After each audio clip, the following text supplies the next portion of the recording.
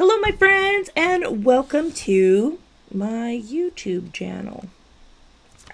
I don't know how to start these things. Anyways, I wanted to introduce you to a planned kind of thing that I created in order to help me talk to people about certain topics. Because the thing is, in my Facebook groups, I would always be like, what do you guys want to learn from me? And people didn't know, but when I would talk about things, they'd be like, yeah, that's what I'm dealing with. So most people don't know what they want to learn until they're hearing it, and then they're like, oh, I needed to learn that. So the problem I was having was that I had a really hard time doing lives because I needed a purpose to talk about, because I could talk about anything, but if I don't know why I'm talking, then I'm just not going to do it. It became too easy to procrastinate not doing live because I didn't have a destination for where this talk would go. So what I created was what I call the Popsicle Stick Pull. And I've seen people do this with like date nights and things like that. So I figured, why wouldn't that work for coming up with ideas for what to talk about?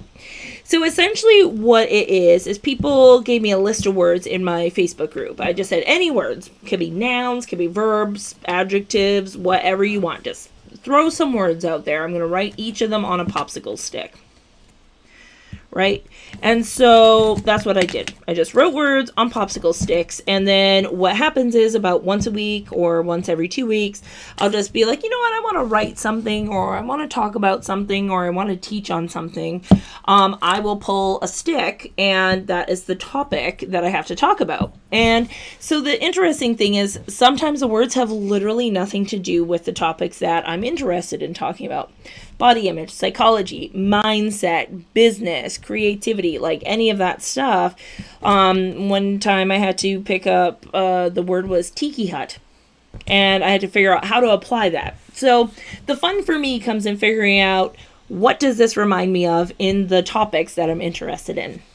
And so so I'm interested in doing a popsicle stick pull weekly on this YouTube channel, where it will be a word that I pull out, and who knows what the heck it's going to be, and that is what I have to talk about. I keep pulling that one out because I was recording this earlier and it didn't go super well because tech issues. So, but I'll pick another one and just start fresh. But this is the thing. I don't have time to overthink it. I just have to, where does my brain go? And let's follow that path. Some of them are empty, though, because I just found new popsicle sticks in my drawer.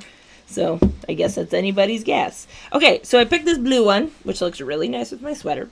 And it is, hopefully that'll focus. No, it's not focusing. Okay, well, it is stress is the word that it has chosen. What a good topic to talk about during the holidays, let me tell you. So stress is a nightmare for everyone. In fact, I think I have a podcast coming out that's literally all about stress, because it is that time of year where we are feeling pressure. We are feeling like we have to spend all this money to do all these things to make people think we like them.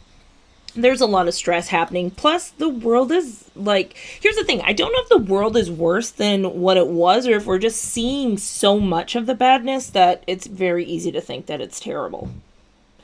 You know, either way, it does not take away from the fact that a lot of us have stress piling up in our bodies.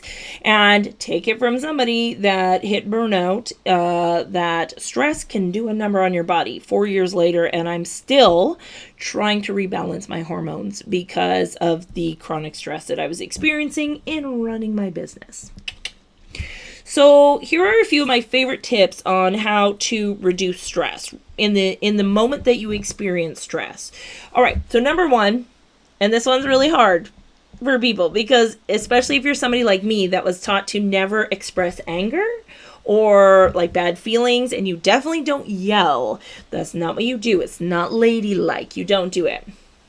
Grab a pillow, and I'm going to go get one.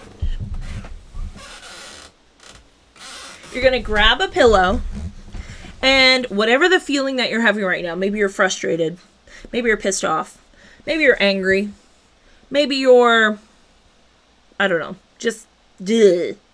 I want you to scream into the pillow, but don't do it to the point that you hurt your throat. Like, do scream, but also just, careful. So here we go. Ready? Ah!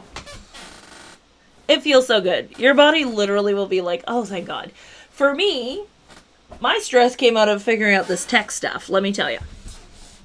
So that is the first thing that I always encourage people to do. And the only reason that I think that one is really fun is because a lot of us, especially as adults, we're trying to play nice and not yell at people or not say certain things. And we're trying to keep ourselves in check, emotionally regulated. Screaming sometimes does help us stay emotionally regulated. So I actually recommend doing that in a way that is controlled, so that way it doesn't happen in an uncontrolled way. Because there's a point that stress will reach where it turns into fight or flight. And if you're a fighter, you're going to yell at somebody, and that's not going to make you feel good about the action you just took. So I don't recommend that. So that's number one. And again, obviously don't do that when you're driving. One time I screamed because I was like, I've never heard myself like yell unless it was in sports. So in my car, I was just driving and I like screamed really loud and I scared the shit out of myself. So that's why I like using the pillow thing. It muffles it a little bit and it's a little less terrifying. So that's number one. Number two is, of course, deep breathing. And this was something that I like. I'm not a huge yoga person. Like, I've tried to like yoga. I watch people do yoga on YouTube and Instagram, and they're wonderful. And it's beautiful posing. It's good stuff. The breath work plus the yoga is a little too much for me. So I adopt the breathing aspect. I think deep breathing is one of the most underrated tools that we have accessible to us. Everyone could do this in some capacity. So my favorite breath work is the 4x4 box breathing. So essentially what you're going to do is inhale through the nose for 4, hold for a count of 4, and then exhale through the mouth for 4, and then wait for 4, and then repeat. And you can imagine like you're drawing a square with your breath. The other way I think of it is kind of like you're pushing the wave out and then you're pulling the wave in. So when you inhale, it's pulling the wave towards you, and when you're exhaling, you're blowing the waves away. So that's just an added layer of imagery if you're somebody that's visual like me. It just helps to calm the soul a little bit to imagine you're by an ocean. So let's practice it. Ready? So we're going to go.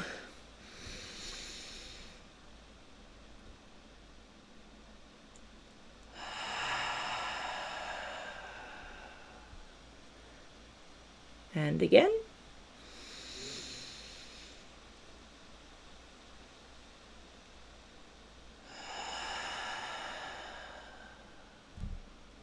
And relax. And immediately you could feel your physiological stress symptoms just drop. So this is why whenever you experience a triggering, stressful experience, somebody commented something negative on your Instagram, somebody said something to you, maybe your children are like grating on your nerves, perhaps somebody just about cut you off in traffic, or they did cut you off in traffic and narrowly escaped getting in an accident. Deep breathing is a great way to just kind of reset that part of your body, because what happens is if we don't reset our physiological self, then our brain's going to spiral. Oh God, am I dying? Is this a panic attack? Now you just talked yourself into having a panic attack. And then it's just going to keep going. So if we can control our physiological symptoms, it is going to be a lot better for us in the long run. All right. The third thing, and I learned this from Burnout by, oh shit, I gave the book away. I can't remember by the Kite Sisters. I think that's who wrote it. Maybe. Oh God. Oh no, Nagoski. The Nagoski sisters. That's who it is. They wrote the book Burnout. And one of the things that you can do is tense your whole body up. The whole body. Just like squeeze all your muscles for like 30 seconds. And then release. And immediately you can feel, again, your blood pressure just drops right down. So pro tip, those of you that are maybe in larger bodies, when you go to the doctor's office, a lot of times we have anxiety and stress just about going to the doctor's office. No wonder. And that usually they use the smaller like thing on our arm. And so our blood pressure is going to be through the roof. And it usually has nothing to do, or sometimes doesn't have anything to do with our actual health. It's actually because we have anxiety about being in that room because we know there's a chance we're going to get fat shamed. So one thing that I've started to do is I just control my breathing, and I do that tense up while I'm waiting in the room to bring my blood pressure right down to what it normally would be when I'm not stressed out. So that way when they take my blood pressure, it is a more accurate reading. So just a fun tip there. All right, the fourth and final thing that I'm going to tell you about stress to help reduce your stress. Actually, I'll give you 5. So number 4 is laughter. Oh my God, belly laughs. Spend time with your people and laugh. If you want to play a fun game with kids, lay on the floor and have them lay their head on your tummy and then just start like fake laughing, and their head will start going and they'll start laughing, and then it's just like a continuous cycle of everyone laughing together. But it really helps to let go some of that stress. One of the things that happened that contributed to my burnout was that, number 1, I stopped hanging out with friends and family. And so I wasn't having these moments where I could have belly laughs, or because I was so serious and always working to try to change the world, which is really heavy stuff. That you need, if you're doing any sort of activism work or anything like that, you do need a side of joy to go with it. And so I want to encourage you. One of the things I do is what's called prescribed crying and prescribed laughing, where I will literally go on YouTube and just go down the rabbit trail of watching funny animal videos, because those are always silly and funny. And then I will watch like soldier coming home videos, because that makes me cry all the time. And both of those are really great stress relievers. All right.